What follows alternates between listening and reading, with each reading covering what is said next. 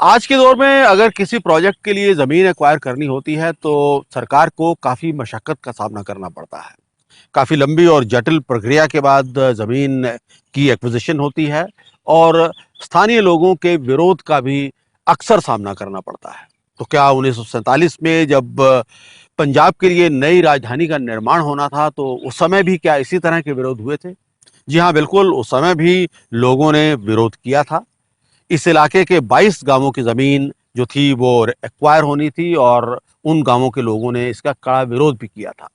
लेकिन सरकार को ज़्यादा मुश्किलों का सामना इसलिए नहीं करना पड़ा क्योंकि लोग ना तो संगठित थे और ना ही उनके पास कोई नेतृत्व था और इसके साथ साथ ये इलाका बहुत गरीब भी था। किस तरह के हालात थे, आइए देखते हैं। चंडीगढ़ की परिकल्पना को धरातल पर उतारने के लिए जरूरी था कि इसके लिए भूमि का अधिग्रहण किया जाए। नई राजधानी को पहले चरण के लिए करीब 10,000 एकड़ जमीन की दरकार थी।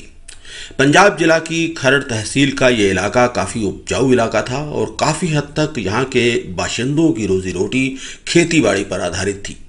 ऐसे में पहले चरण के लिए भूमि अधिग्रहण कोई आसान काम नहीं था। पहले चरण के लिए 8,500 एकड़ ज़मीन एक्वायर करने की तजवीज़ की गई। इसकी वजह से 17 गांवों की ज़मीन मुकम्मल तौर पर एक्वायर की जानी थी और 5 गांवों की ज़मीन का कुछ हिस्सा एक्वायर किया जाना था। कुल मिलाकर 22 गांवों पर इस कवायद का प्रभाव पड़ना था। ज़ाहिरा तौर पर सरकार का राजधानी बनाने का मंसूबा स्थानीय बाशिंदों को रास नहीं आ रहा था। जो जाने वाले थे उन्होंने जब उन्होंने पाया कि उनकी जिंदगी में डिसरप्शन कहीं ज्यादा हुआ है तो इक्का दुक्का उन्होंने विरोध करने की कोशिश की, पर वो जो विरोध हुआ करता था वो थोड़ा सा होता था। जैसे सेक्टर 8 जो है आजकल, उस एरिया में उन्होंने अपने कुछ जुलूस निकाले, पर ये बड़े मामूली से हुआ करते थे। इनकी कोई बड़ी ज्यादा इनको बड़ा ज्यादा कोई नोटिस नहीं किया करता था। ट्रिब्यून अखबार यहाँ से निकला करता था और चंडीगढ़ उसके लिए, ट्रिब्यून के लिए एक बड़ा मेजर सोर्स होता था। ट्रिब्यून तक उसको रिपोर्ट नहीं करता था।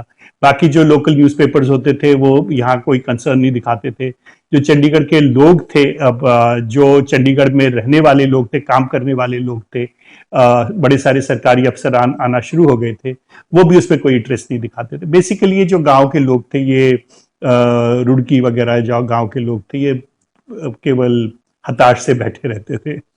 जिन लोगों की ज़मीन पर चंडीगढ़ आबाद हुआ उनमें से बहुत कम लोग चंडीगढ़ में बसे। ज़्यादातर लोगों को खरड़ या इसके आसपास के इलाकों में ज़मीन अलॉट की गई थी। बहुत सारे लोग उस ज़माने में विदेशों में भी चले गए और उस समय उनकी पहली पसंद मलेशिया और थाईलैंड जैसे देश होते थे। चंडीगढ़ से लोग माइग्रेट भी किया करते थे, जैसे पंजाब की उस वक्त की परंपरा थी कि लोग माइग्रेट करते थे। माइग्रेट करते थे पर मोस्टली साउथ ईस्ट एशिया जाया करते थे।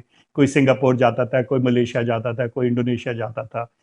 हांगकांग चले जाते थे इक्के दुक्के लोग वहाँ पुलिस में काम करने के लिए। पर गौर करने वाली बात है, ये उन इलाकों में जाते थे जो गरीब इलाके थे। चंडीगढ़ का गरीब आदमी था, चंडीगढ़ का जो गरीब आदमी था वो जो जब माइग्रेट भी करता था तो गरीब देशों में ही माइग्रेट करता था। वो जो रिच एंड पावरफुल कंट्रीज थे यूरोप के चाहे अमेरिका के, उस दिशा में वो नजर नहीं उठाता था। उस वक्त कितना कंपनसेशन कॉम्पनसेशन के लिए जो रूल्स थे वो बड़े साफ थे कि पिछले 5 साल में जो वैल्यूएशंस हुए हैं, जो मार्केट रेट लगा है, उस मार्केट रेट का हम एवरेज निकाल के आपको दे देंगे। वहां पे एक जरूर बात थी कि यदि लोकल एडमिनिस्ट्रेशन को लगता था, जो लैंड एक्विजिशन ऑफिसर को लगता था कि बेस्ट पॉसिबल रेट दिया जा सकता है, तो बेस्ट पॉसिबल रेट भी मिल जाता था। चंडीगढ़ के साथ प्रॉब्लम थी कि यहाँ जमीन की कोई मार्केट वैल्यू थी नहीं। जब जमीन की खरीद की बात आई तो पता चला कि सेकेंड वर्ल्ड वॉर के पहले समय तक यहाँ पे कोई मार्केट ट्रांजैक्शंस ही नहीं होते थे। लोग ना जमीन खरीदते थे, ना लोग जमीन बेचते थे। चंडीगढ़ के लिए हुई जमीन अधिग्रहण पर किताब लिखने वाले इतिहासकार एम राजीव लोचन कहते हैं कि इस इलाके के लोग इतने गरीब थे कि उनके पास ना तो अधिग्रहण का विरोध करने की ताकत थी और ना ही कोई ऐसा हुनर था जिसके बलबूते पर वो नए शहर में पैदा होने वाले अवसरों का लाभ उठा सकते। का लोग हो सकते हैं बड़े अमीर रहे हों, जैसे पटियाला में महाराजा बहुत अमीर हुआ करता था। अंबाला रोपड़ में एक दो परिवार थे जो बड़े अमीर और पावरफुल होते थे। चंडीगढ़ में तो वो एक दो परिवार भी नहीं थे। यहाँ के जो 30-32 गांव थे, उन गांवों में हर गांव में 2 या 3 परिवार थे जो कि बड़े रिच एंड पावरफुल हुआ करते थे। और वो भी रिच एंड पावरफुल आप इस हिसाब से लगा लो कि जब उन्हें यहाँ से विस्थापित किया गया तो उन्हें जो कॉम्पनसेशन दिया गया उससे जब उन्हें लगा कि हम क्या बनाएं, तो एक ने अपने लिए आटा चक्की लगा ली। आटा चक्की बड़ी इंपॉर्टेंट सी चीज होती है जिसमें कि पूरे गांव के लोग आटा पिसवाने के लिए आते हैं। वो आटा चक्की कुछ साल तक चली मनी माजरे में, उसके बाद वो आटा चक्की का बिजनेस भी डूब गया और वो परिवार जस का तस बना रहा। कुछ परिवार ऐसे थे जो कि अपने चंडीगढ़ के पास के गांव में, जैसे बडेरी गांव के परिवार थे, तो वो बैठ के अपना डंगरों का बिजनेस करते रहते थे, दूध बेचना, जो हल्की फुल्की और बाय प्रोडक्ट्स आते हैं दूध के, उनको बेचना। एम राजीव लोचन कुछ परिवारों का जिक्र जरूर करते हैं जिन्होंने चंडीगढ़ के वजूद में आने के बाद अपनी आर्थिक स्थिति को सुधारा और नए शहर में अपने लिए मौके भी तलाश किए। हमें कंटेक्स्ट याद रखना चाहिए, बड़े गरीब देश में ये एक्सपेरिमेंट किया जा रहा था जहां लोगों के पास market purchasing power close to zero purchasing power थी, जहां लोग जो क्या लगभग हंटिंग एंड गैदरिंग वाली स्टेट में रहा करते थे।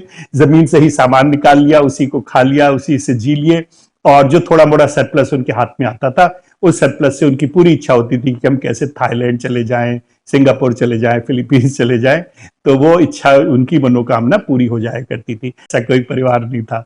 हाँ, ये जरूर है कि यहाँ कई सारे परिवार थे जिन्होंने कि अपने लिए बड़ा अच्छा काम किया, जिन्होंने कि आगे बड़ी प्रॉस्पेरिटी हासिल की। और वो प्रॉस्पेरिटी जो उनकी थी, मेरी रीडिंग ये है कि वो सारी प्रॉस्पेरिटी जो सराउंडिंग एरिया में रिचनेस बढ़ना शुरू हुई, बिजनेसेस बढ़े, नई अपॉर्चुनिटीज निकल के आई, तो उन सब चीजों के साथ उनकी प्रॉस्पेरिटी बढ़ी। जैसे चौधरी परिवार है जो सेक्टर 15 में हुआ करता था, ये यहाँ के मेजर फैमिली था।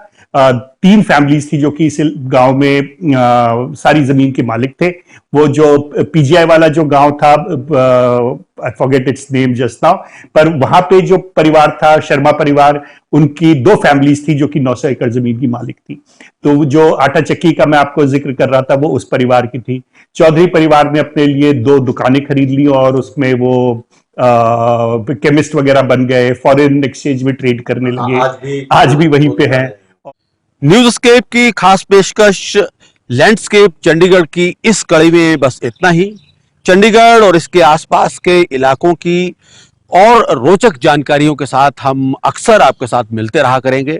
आपको ये हमारा एपिसोड कैसा लगा इसके बारे में हमें ज़रूर लिखिएगा, और इसके साथ साथ हमारे चैनल को सब्सक्राइब भी कीजिएगा और बेल आइकन ज़रूर दबाइएगा ताकि आपको नोटिफिकेशंस भी मिलती रहें।